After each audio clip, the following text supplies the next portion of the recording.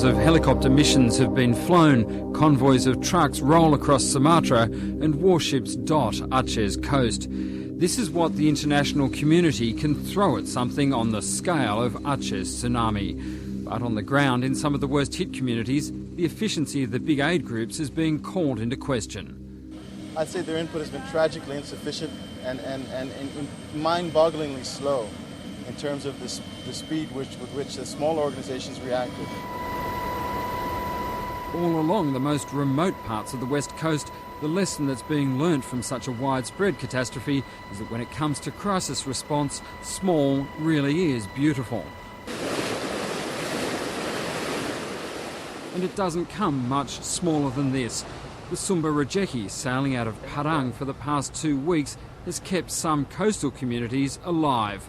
I call this gonzo aid work. We're just a group of people who live in Bali, who've been in Bali for quite a while, that just responded to this very quickly. There was no picking and choosing about who arrived. We just kind of took the group that came. The gonzo aid group here is called the IDEP, Indonesian Development of Education and Permaculture. The volunteers became involved, like many Bali-based expatriates, after the Kuta bombings. Locally based, paying cash and speaking Indonesian, they took to the sea within days, in tiny fishing boats, or in Sam Schultz's case, in the Noah's Ark-like splendour of the Rejeki, a ramshackle West Sumatran ferry. Well, we have the ability, because we're not bureaucratically dominated, in order to move very quickly and assess whatever it seems to be the need. For example, we got our boat within a day. We filled it up within 2 more days after that, just by paying cash in the stores, what's locally available, and moving on it very quickly. Here, $9,000 a week buys you a ferry and 14 crew. Australia's aid agency AusAid was one of the few major donors to realise that small groups were getting in where large groups were failing. AusAid paid for the charter. AusAid has been doing miracles as far as I'm concerned. They're just looking around at people who are actually doing it, or look like they might do it. And they will give people support. They gave us support. They paid for the first 2 weeks on the contract on the boat. Have just extended it again. The Sumber Rejeki's 4th aid mission starts from Banda Aceh. It's sailing for the hardest to reach places along Aceh's Indian Ocean coast.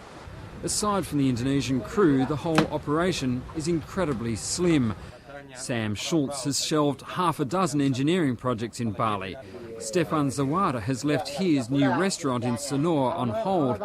Only Jonas Vial from the major German aid agency Agro Action has any traditional experience of this type of work.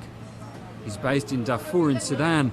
Says the extent of the crisis in Aceh is on a far greater scale.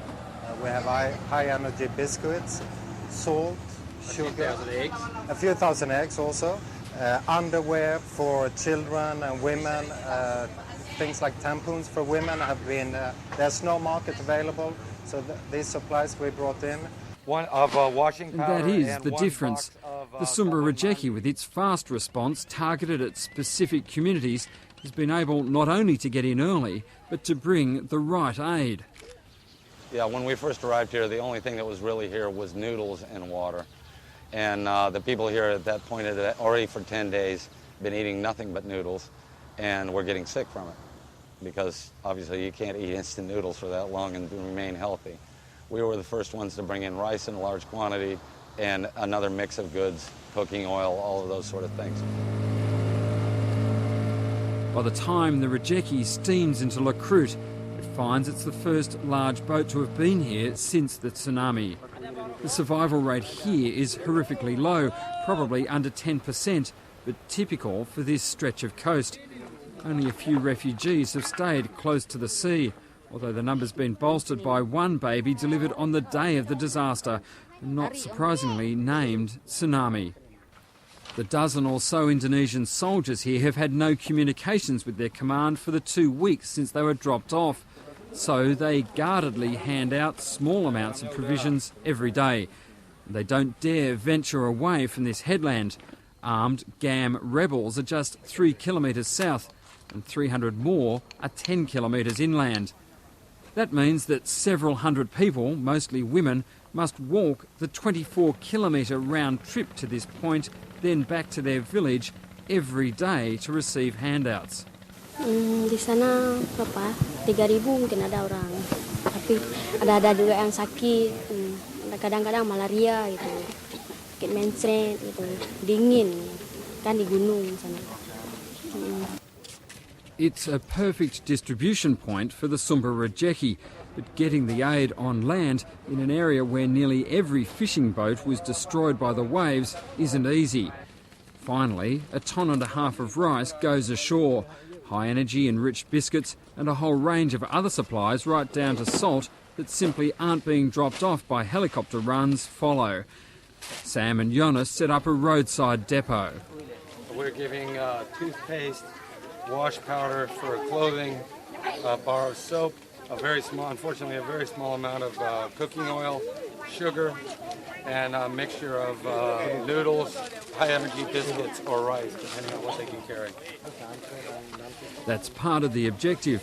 If the villagers are given as much as they can carry home, it's hoped they can get on with life beyond a 7-hour walk each day. I can give them larger amounts. The Army, for obvious reasons, doesn't want to draw down their stocks too fast, so they only give them very, very small amounts. Whereas I will give each woman a sack of rice. That's enough to feed her family for at least 3 or 4 days. And they don't have to walk 5 or 6 kilometers to get it. The box is empty, it's time to weigh anchor again, and the Sumber Rejeki heads further south to Calang.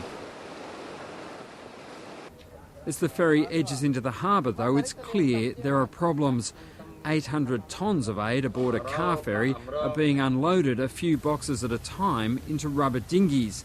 The Indonesian landing craft that had been here a week ago are gone. This has been incredibly difficult here. Every time we come here, there's a different way of unloading. Sometimes we're using local boats. The military has been very helpful with their amphibious tractors when they can, but they're very old equipment. They're breaking down a lot. They can only run them so many hours a day. And the lack of landing craft here is just astonishing to me. It has 3 beaches. There's similar frustration ashore. Stefan Templeton and a French crisis medical team had been in Calang for 10 days before the UN arrived. He and the other small groups here have learnt to make do.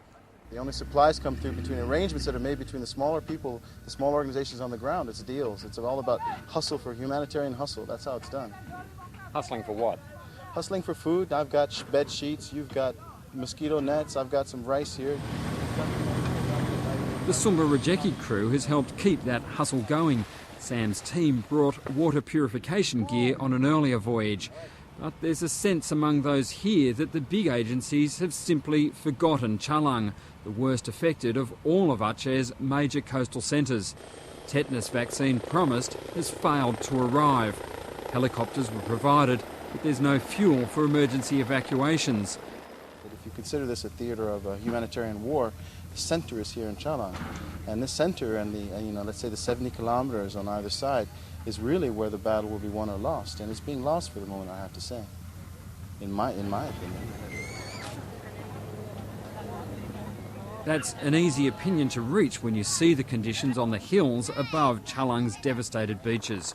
Perched on narrow ridges are thousands of people from surrounding villages, as well as the few hundred who survived and stayed here from a population of 18,000. Many, like Faridun, who lost her husband, seem frozen into inactivity and hopelessness. Tentang laut, takut nanti datang air lagi, kami banyak anak.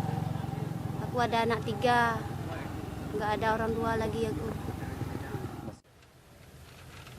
Back on the beach, Sam is working on a plan to overcome those fears.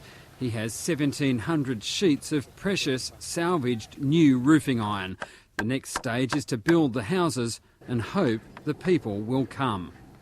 It's going to be like a domino effect. Somebody is going to build down on the beach. People here are going to see that it's comfortable, see that, yes, they feel it's very risky because they are all afraid of a new earthquake, a new tsunami. But once they see somebody doing it, who's got a well, who's got a roof on their house, got a floor in their house, they're all going to want it, of course, particularly the women. and they'll start pushing their men in that direction. Over 3 weeks, Sam and Stefan have helped take some of these communities from hunger and illness to the first tentative rebuilding. Now they're setting sail for home in Bali. The UN is in Calang now, but it's hard to imagine that person for person, any team here will match what's been done by the crew on the Sumba Rejeki.